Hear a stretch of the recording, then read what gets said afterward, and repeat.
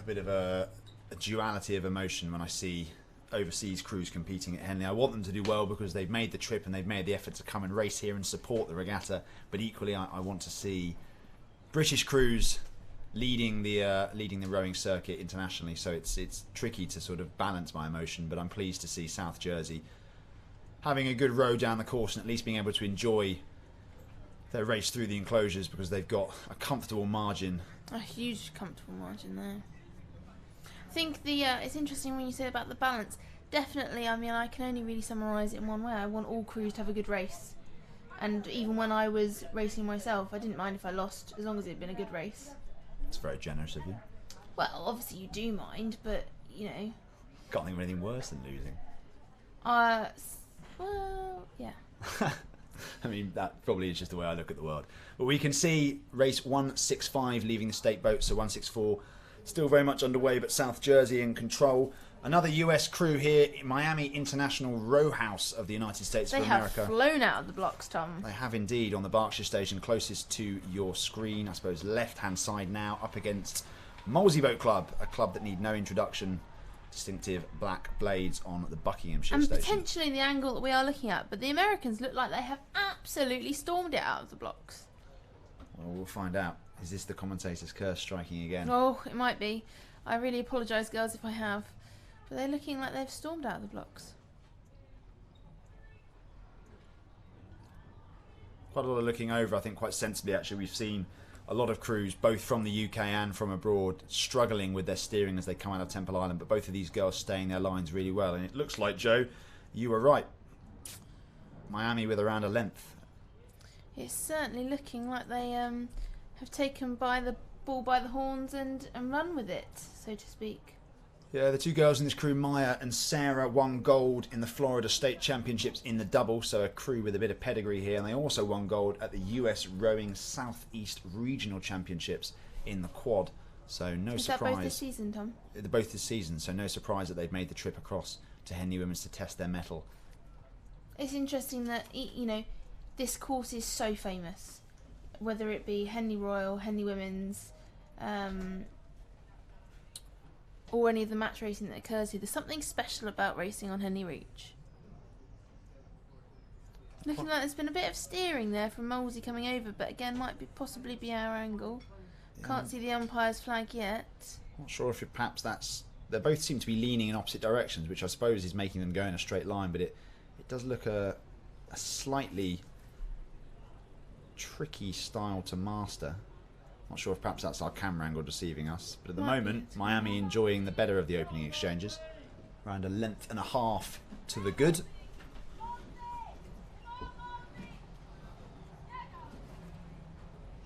Of course, a club like Molesey can always depend on substantial support from the banks. Oh, yes. So they'll have that to look forward to as they come into the enclosures. Yeah, it's just looking like that outside hand, or inside hand rather, for the girls from Molesey. Just looks a little... She's doing a lot of steering, you're right. She's doing a lot of steering in the bow seat there for the double. And that might just be, we can't see conditions out there. She might just be feeling that their rudder's caught. Who knows what that might be. I would be surprised if that's the usual style. Well, whatever it is, it's not working particularly well at the moment because Miami International Row House continue to lead Molesey, and there we can see the drone giving us complete clarity over what is happening on the water. They've got around, I would call that 2.5 lengths now. And that gap is just getting bigger. It is indeed. It seems to be that crews almost hang on to each other in the opening exchanges, but when they get into the enclosures, there just appears to be a chasm that opens up between crews that have around a length coming into it. So, yep, 3 lengths or so now to the crew from the US, and so they'll join most likely their I suppose their country women from South Jersey Rowing Club in progressing through to the next round of the junior doubles. Race 166 next on the course, St George's College up against the Cheltenham Ladies College B crew. There we go, just left the state boats. You can see there St George's closer to your picture and Cheltenham over by the islands. Nice clean starts from both of those.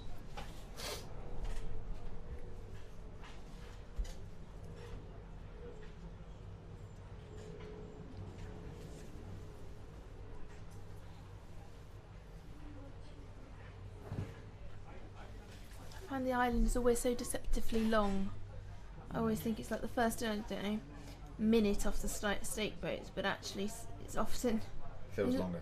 Feels an awful lot longer than that. You're thinking, when's it going to finish? Yeah, I remember one year getting to the barrier in one of my races and thinking, bloody hell, how am I only at the barrier? It's a bit like when you do a head race, isn't it? And occasionally you're sitting there going, how am I going to keep going? Yeah. I distinctly remember coming under Hammersmith for Weehawken one year going, nope, not sure how the rest of this is going to happen. But the girls seem to have taken this race by the scruff of the neck and really laying some pretty impressive rowing down. Yeah, this St George's crew, actually, it's no surprise to see them as one of the front runners. They were bronze medalists at the National Schools Regatta, so perhaps the match-up between themselves and the Nottinghamshire County crew that we saw earlier today will be one of significant interest later on in the weekend. But just passing the quarter-mile mark, they are a couple of lengths clear of Cheltenham Ladies College B crew, so a really strong start to the race here from those girls. St George's College, I think it's Weybridge based, so South London, more Surrey really. South London? It's not South London, it's not a zone. So it's not a zone.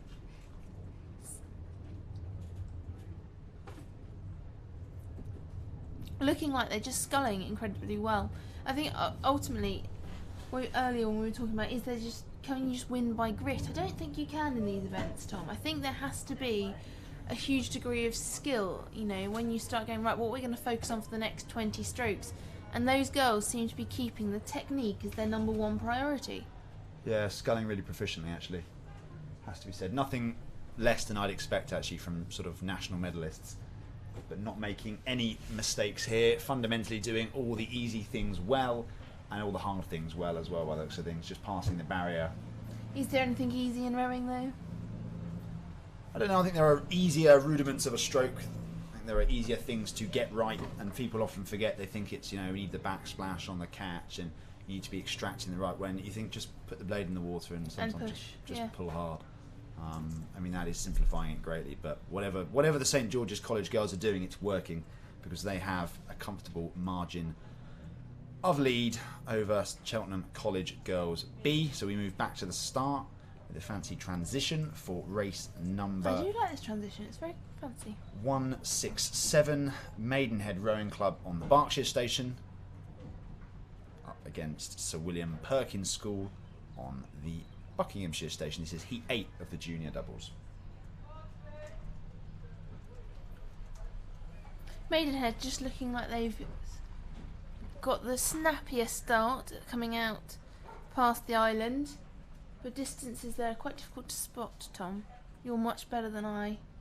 No, distances. I think you're right. Maidenhead definitely having the better of the two starts. Maidenhead 4th place in Championship Girls Doubles. So we've got 2, 3, 4 and 5 competing here at Henley Women's from that A final a couple of weeks ago at Dorney Lake. Be interesting to see if the finish results change after that lineup. Depends how much people value Henley Women's against the national schools. But at the moment, Maidenhead certainly having the better of the opening exchanges, albeit making full and frank use of their Berkshire station, coming into the middle of the river a little bit. And they just warmed. Look very relaxed already, don't they?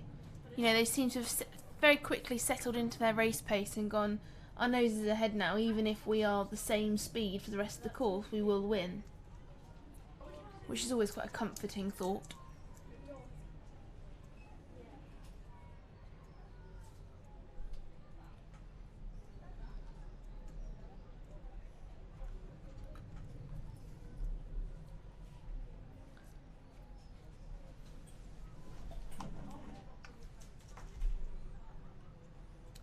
So William Perkins are not giving up though, are they, Tom?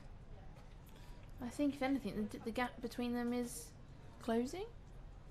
Well, I suppose from Maidenhead's perspective, they must know that on paper they are the faster crew. I think the William Perkins A crew was 6th in the final where Maidenhead were 4th. So this is the B crew from Perkins. So you'd expect Maidenhead's approach to this to be, look, we know we're quicker, we need to prove that. And at the moment, I mean, they've got clear water and they're not even at the barrier yet, so I would consider that a good start. And I'd expect Maidenhead just to continue to stretch away from Sir William Perkins in the second half of this race. But rowing is a peculiar sport, and we've already seen some peculiar things this morning. It's never over until you've hit the finish line, as you said before.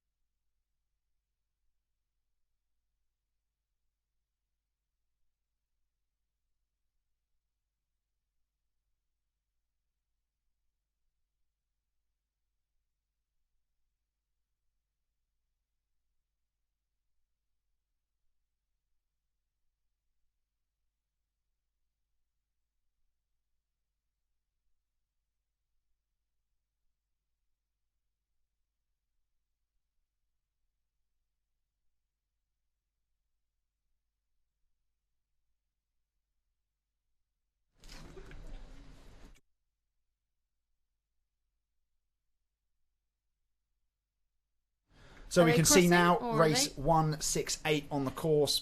Bit of Brooks looking like they're heading in the wrong direction, Tom. yeah, a bit of a steering discrepancy. It's Brooks on the Berkshire Oh, station. they're taking a look. They are rectifying that, thankfully. And Reading on the Buckinghamshire station. Reading an all sculling high performance centre now.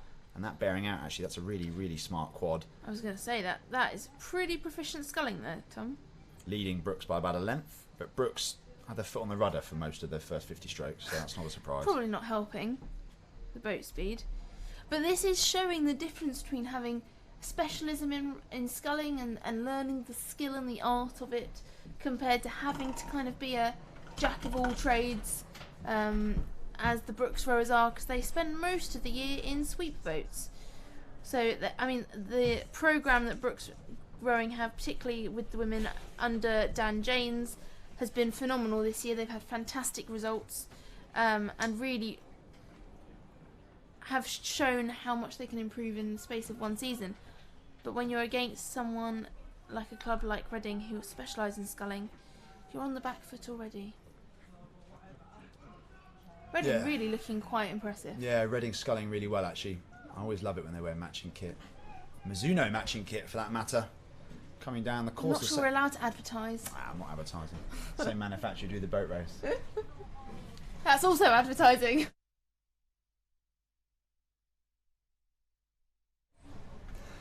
Reading enjoying their scull down. I would probably describe that as a dominating performance from Reading. Yeah, so far at the barrier, clear water on Brooks, and that's not often we say that. No, I actually don't think I can remember a race where Brooks are looking like they're being outclassed. Yeah, definitely outclassed, outgunned to an extent. Although the Reading girls don't look like they've got a lot more horsepower on board, they're just sculling a lot better. Yes, they are. And again, that's what we said earlier, isn't it? That actually grit and determination has its limits. You know, when you are in this position, and if I was in that Brooks boat, if I was the bow girl, which was normally my position, I would be calling technical calls and saying we're not gonna go any faster simply through pushing harder unless our blades are in the water and unless they've connected and we've actually shoving the boat in the right direction, backwards or forwards, whichever way you're looking at it.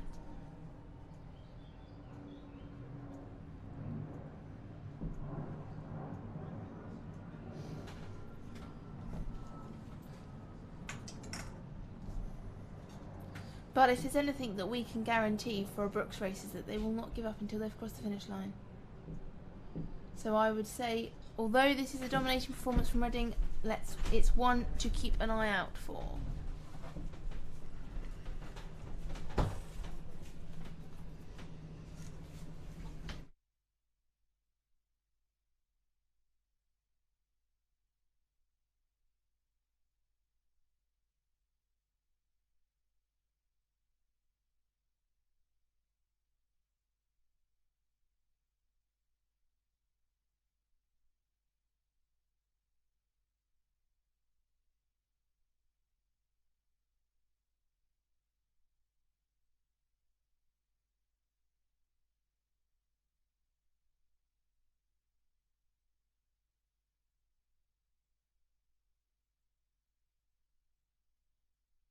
the single.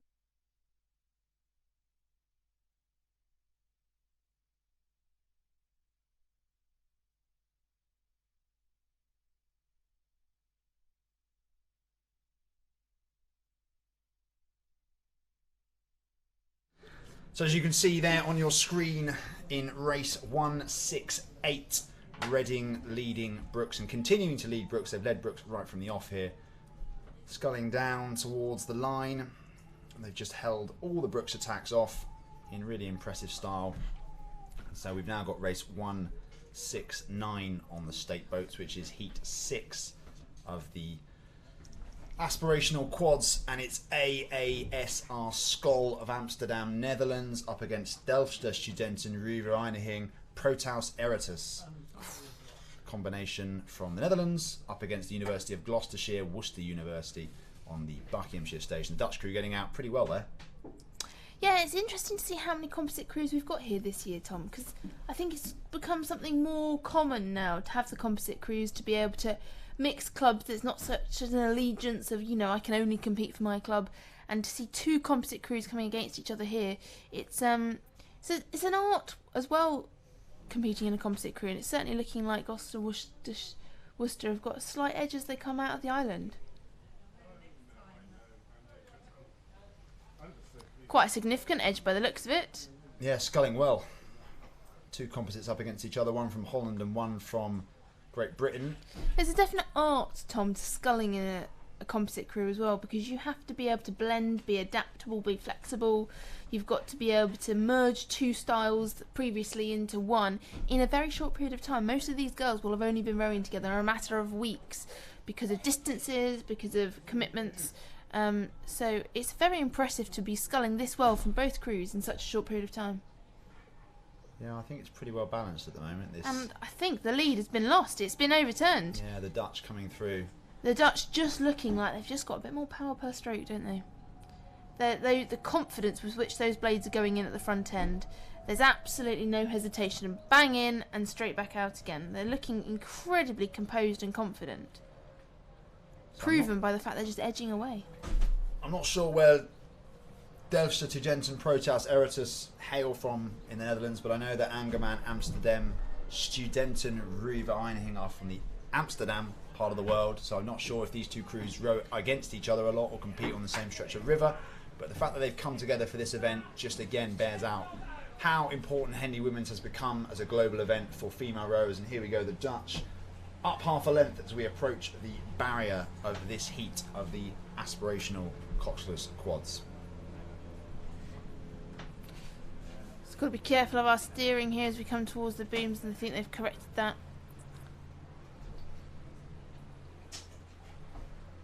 I always think there's such pressure on the bow seats of these boats to ensure that steering is on point, or the strokes depending on how they are rigged, I guess. Well, I suppose in these sort of events you'd almost want to have the stroke go. I mean, it's a lot of pressure to be stroking the crew and steering, but I think in a race such as this with the booms, I'd have my footplate in the stroke seat personally. Yes. The Dutch enjoying this one. I think they've been mature and composed in their approach. They haven't sort of rushed out the blocks at a rate of knots to try and overcome any early surges. They've just waited and moved slowly through, and now they lead by nearly a length. An incredibly mature performance, I think, Tom, is the way to describe this. They've just realised that we just need to keep doing what we're doing in our own pattern, edge out, and not really become very flustered. It's been very internal, as you were speaking about earlier, keeping within your own boat, focusing on your race and what you're doing. And that Gloucester crew getting dangerously close to the booms. Yeah, very familiar with the booms indeed. And there we go, they've had to correct dramatically, which will only play into the hands of the Dutch here. That look like their line could be traced with a ruler. Protaus, Eritus and Skol, two boat clubs which regularly make the trip across to Henley. Both student clubs. The stillness where they're taking the catch is really just showing in how calm they are and how quickly the blades are going in, isn't it? They're just really not moving for it. The blades are just in before they've even thought about it. Well, I'd love to see a match-up between this Dutch composite and the Laha quad that we saw earlier today, who also looked extremely proficient. I'm sure maybe we'll get that as the weekend progresses. Remember, we've got a full roster of racing for you on the Saturday of Henley Women's, running through some quarterfinals and even some semi-finals, I think, as the afternoon goes on.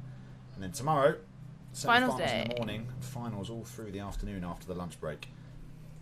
Certainly, by the looks of some of the races today, there's going to be a fair few humdingers tomorrow, I think. Yeah, should be some good racing. So we're watching at the moment Angermen, Amsterdam, Studenten Rivierheding, Skol up against, well, with Delftse Studenten Rivierheding, Protas Eritus, the composite, leading the University of Gloucestershire, Worcester University, and race 170 is now underway.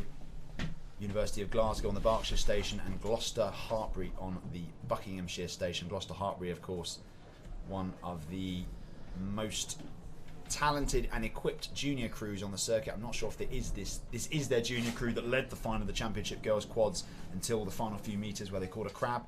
If it is, expect big things from them at the moment. They're leading by over a length. You can see already we've got a bit of a steering issue from both crews coming off the start there, especially from Glasgow University straying out into the middle, but as Gloucester just edge out, the umpire won't mind that much.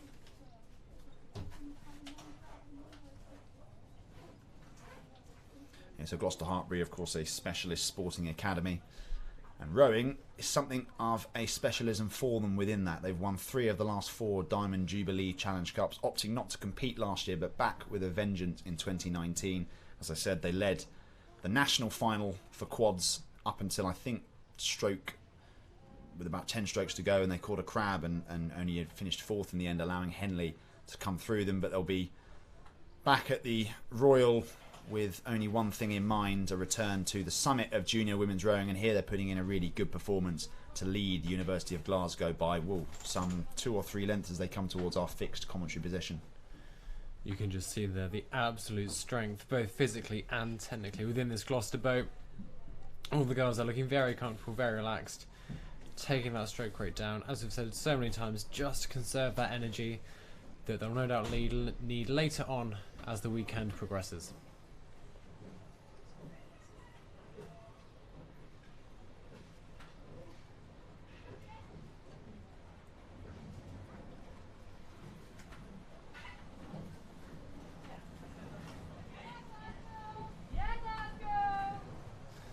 Very, very significant lead there for Gloucester Hartbury over Glasgow University. Glasgow will be struggling now, even as we come into the enclosures, and I'm sure they'll have plenty of support from the banks. As soon as you lose that contact with your opposition, it becomes harder and harder, especially on this most infamous stretch of Henley River. Well, it speaks volumes, doesn't it, about the quality of Gloucester's programme, that they're actually opting not to race in the junior quads category, but instead aspirational quads. I'm half surprised not to see their name on the roster for championship quads, but as it is, certainly laying down a marker in their heat. This heat number 7, of course, of the Aspirational Quads race 170. We've got one more heat of Aspirational Quads for you coming up, which is Molesey Boat Club up against Mossbourne Rowing Academy, a rowing academy actually that were the first rowing school in the country to introduce physical aptitude as a sort of delineator for whether or not they would allow you into their school. So very much sport at the forefront of their mind, based in Hackney in London, school that I visited before, so looking forward to seeing how they're getting on. But at the moment, Ed, this is all about Gloucester Hartbury and the quality of their programme. As you can see there, they just look really, really comfortable, sculling really, really nicely out in front of what is already a really strong crew from Glasgow University, but they can't quite topple the might of Gloucester Hartbury as they proceed down through the booms of Henley Women's Regatta.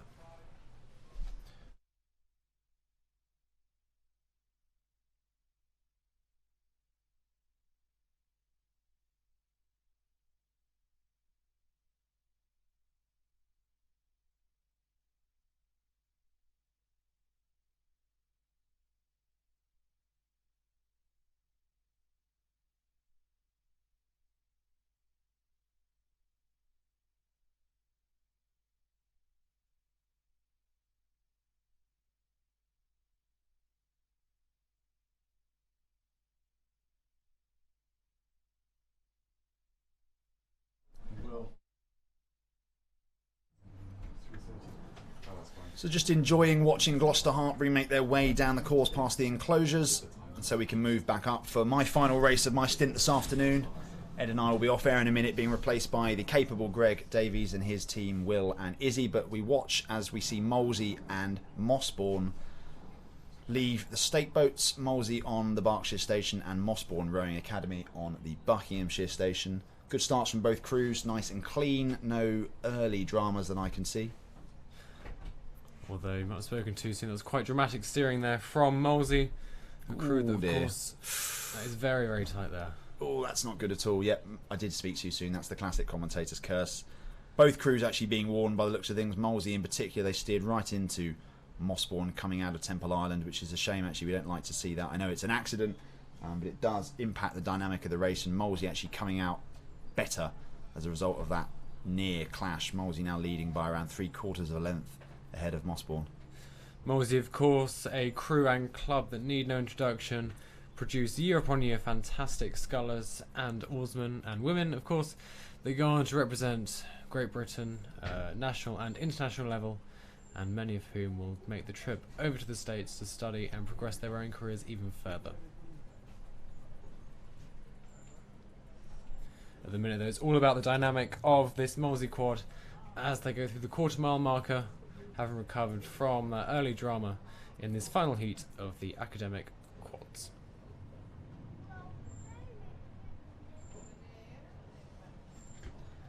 Yeah, Molesey stamping their authority on this one. No surprise to see them with their tails in front. Coming down towards, you can just see us, that little white structure on the left-hand side of your picture. We're in there. I would wave, but you wouldn't be able to see us. Oh. The drone giving you a full view of what is going on, and Molesey at the moment leading by around 2 lengths over Mossbourne. Mossbourne, of course, I imagine a junior crew.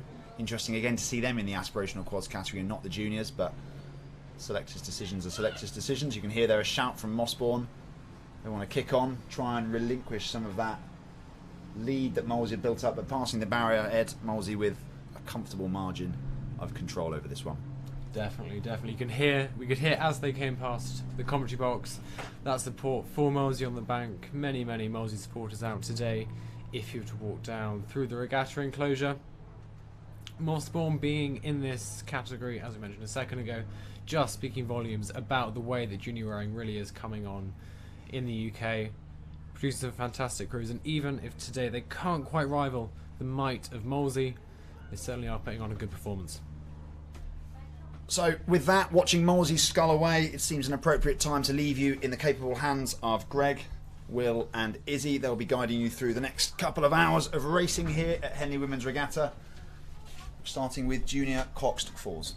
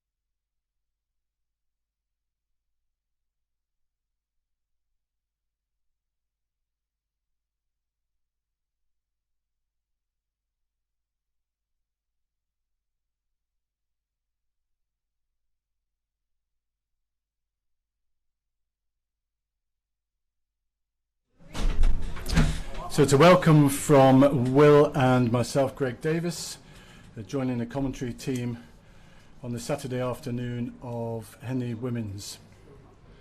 And what you've got on your screen now is a heat of the junior coxed fours between Durham School on the Berkshire station and St Paul's School on the Buckinghamshire station. and it is St Paul's School that, as they approach our commentary position, look to have a length and a half lead. So St Paul's School have brought over both women's crews and men's crews for the Henley Royal Regatta, and so this is where the girls of St Paul's will be hoping to pick up some silverware. Having watched the boys this morning, they're also a very, very strong team indeed. So it's still St Paul's there with now almost a 2-length advantage, sitting just so that they can keep an eye on Durham, make sure that when Durham put in a push that they've got it covered. But it's now that Durham will have to do something about it if they're going to come back on into this race. It's St Paul's that really do, as you can see from this wonderful drone picture, very, very much in control. And they've taken their rate right down. You can see it in the shoulders. When we have a closer look at the St Paul's crew, have a look at their shoulders. They will be lovely and relaxed, as opposed to Durham be quite tight, because they're trying to get back on terms, putting every ounce of energy in it, and that in itself will begin to affect the speed of the boat. So Durham working hard to stay on terms there, but if you just look, tremendous photo here. Look at the rate of St Paul's. They've taken it right down. They're going for length, and there we have there. Look at the shoulders, lovely and relaxed, going for length. Nice technique. And then we'll move over to Durham in a minute, and we'll see they're a little bit tighter. The St Paul's will that seem to have this very well under control at the moment. Definitely, it seems like St Paul's in the top right-hand corner of your picture there are going to go through to the next round here in the Junior Coxed Fours event. But now, next race getting underway in the bottom left. This is another heat in the Junior Coxed Fours event between Walton Rowing Club on the Buckinghamshire station and a composite of St Paul's Girls and Tideway Scullers Schools on the Berkshire station. And it looks at this stage there in the bottom left hand corner, the crew closest to us on the Berkshire station, that the Tideway Scullers and St Paul's Girls School composite crew have taken the lead as we approach the quarter-mile marker here.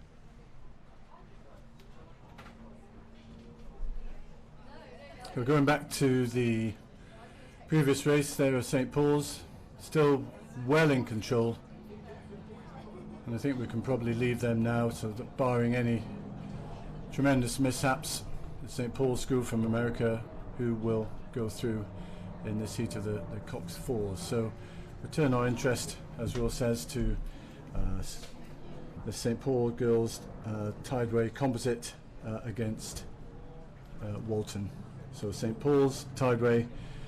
On the side nearest to commentary position, the Berkshire station, and it's Walton on the Buckinghamshire station. Quite tight. This one, it is the Tideway Scullers who've got a lead at the moment, but Walton are sticking in there at the moment. This is where usually, if you've got half a length up, you really want to cut the string, as it were, to get open water. And you'll see that the composite crew are working really hard just to try and get that gap between the two, and it's almost a gap as they pass the contrary position. Walton working really hard to stay with them, but there was a tremendous push actually there by the composite crew, made them wobble a bit with the steering, but it's a tremendous push, and I reckon now, Will, they've got that open water. Definitely seems to be the case there. You can see now as they approach the regatta enclosure, St Paul's and Tideway Scullers have definitely opened up clear water now over the Walton Rowing Club crew, and it's going to take a monumental response from Walton to overturn this result here. You can just see there also St Paul's of USA going through the finish line ahead of Durham Schools in the previous race of this Junior Coxed Fours event.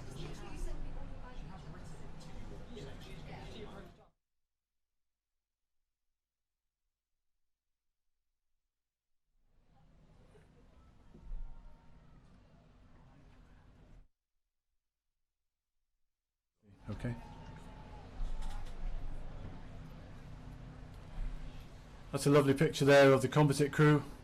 As we've seen in the previous race, they're in control now, they're relaxed, they're going for length, whereas if we have a look at the Walton crew, they'll be a bit shorter, desperately trying to get back close to the composite crew. But that tideway scull of St Paul's looked very strong at the moment. Yeah, there's definitely a lovely reach around the pin there at the front end of the stroke, really maximising their length in this crew.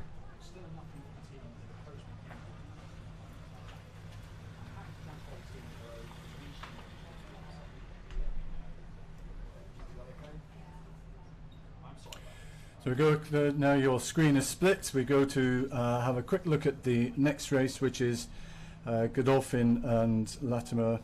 It says there, B crew here against Sir William Perkins School.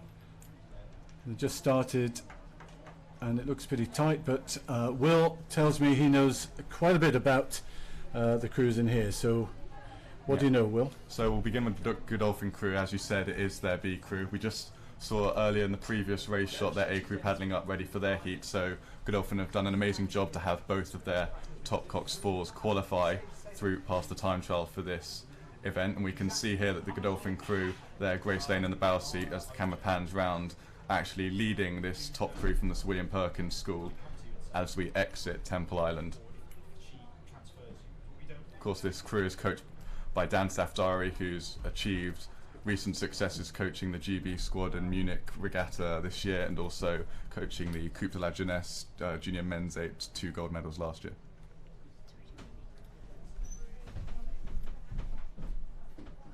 So we're just looking there at the William Perkins School, who've also had recent runs of success. I believe they achieved a bronze medal in this boat class at the National Schools Regatta, and also won this event last weekend at the Reading Amateur Regatta. So where on that occasion it was the Godolphin A crew that finished slightly behind them. So to see the Godolphin B crew here go out ahead and leave the William Perkins School, it's quite a remarkable sight.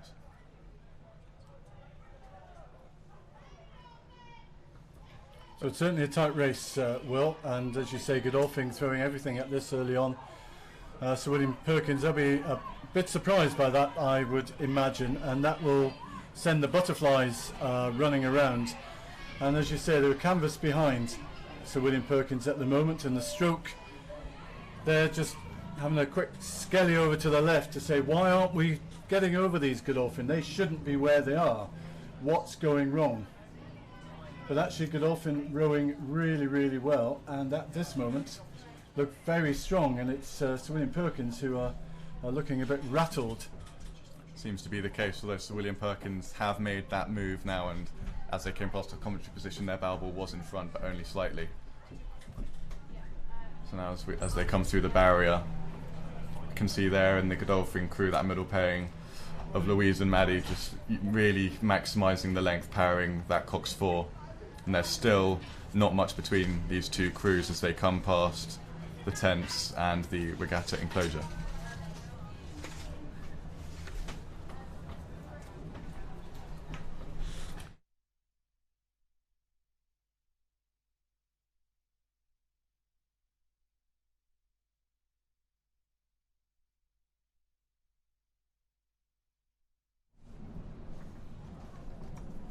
But now as the camera pans round, we can see the Sir William Perkins School definitely moved away now from the Godolphin and Latimer School crew.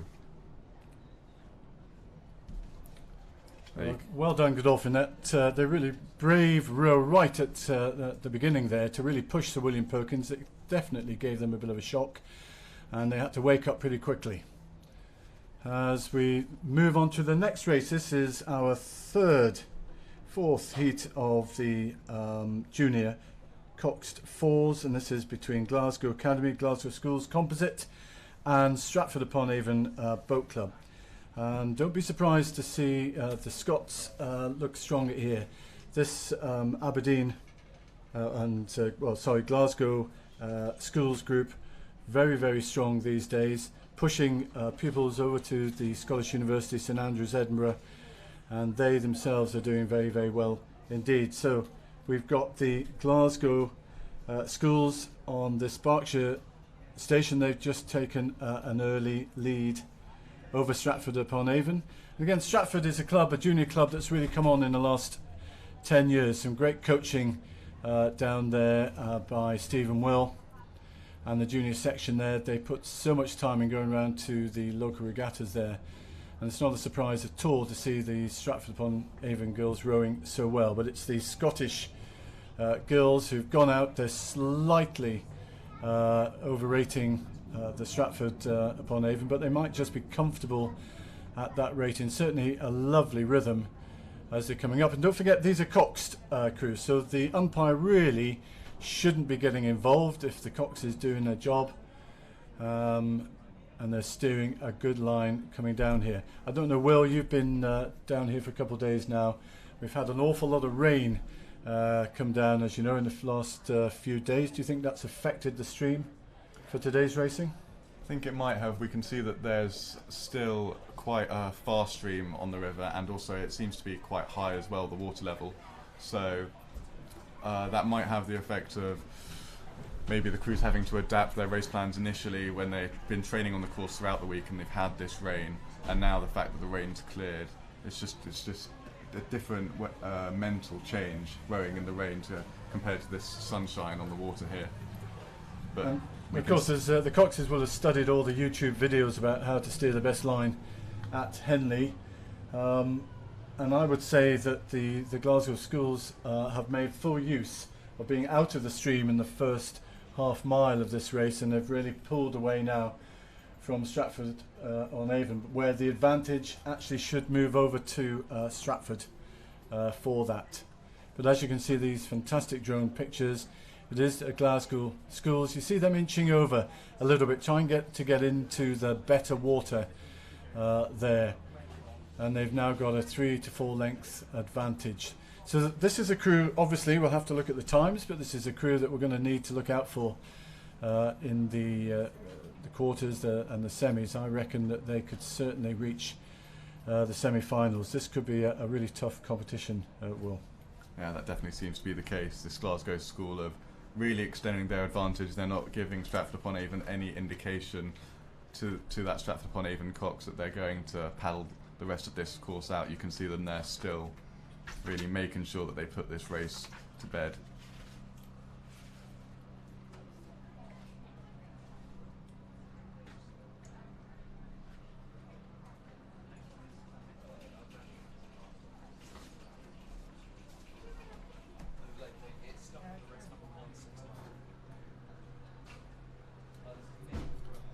Again, you can see the Glasgow schools here. They're just leaning right back there, reaching forward, getting a good long stroke, shoulders relaxed, big lean back by the 3 seat there, right back. Needs to be careful she doesn't catch a crab, leave the blade in the water, but she's certainly trying to make sure that she's got as much water in her blade as possible.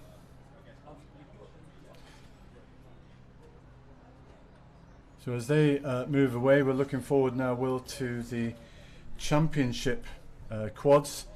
One of my fellow commentators, Charlie Wiggins, he absolutely loves the quads, and I reckon he'll be watching at home. He'll be watching these athletes for this. So this will be some race. This is Exeter University.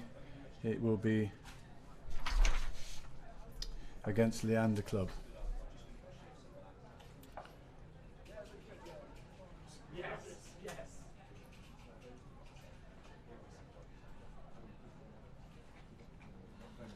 It's a nice shot there of the Glasgow schools. See how relaxed they are as opposed to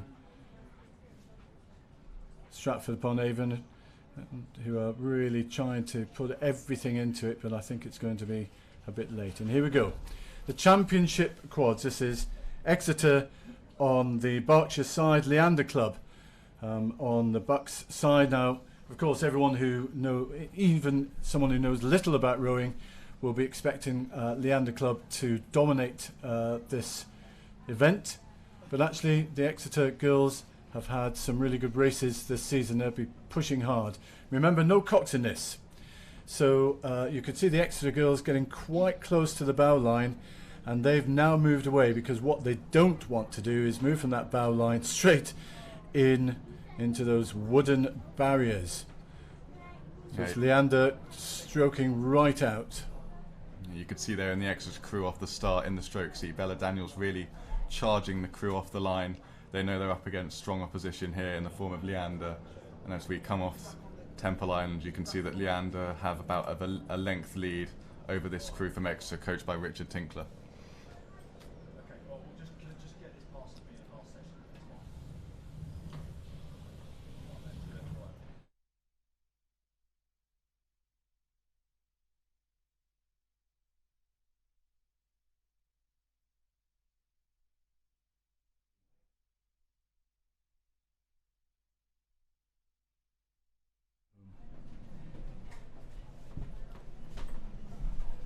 Again, that fantastic drone shot there. Leander Club dominating this race. They've got 2 lengths on Exeter now. Don't forget, Exeter are no slouches, so Leander are moving really, really well. And I would expect Will for that lead now as they come into the better water. I would like to see that lead probably extend. Now these are 2 very powerful squads. Exeter will just need to watch their steering. Umpire is looking very, very closely at it just to make sure that they don't go too far over, but they're disadvantaging themselves, of course, because they'll be hitting what we call dirty water. That's the puddles of the crew in front, but they've now moved back, as you can see. So that would have taken a bit of energy out of them, having to move back onto station.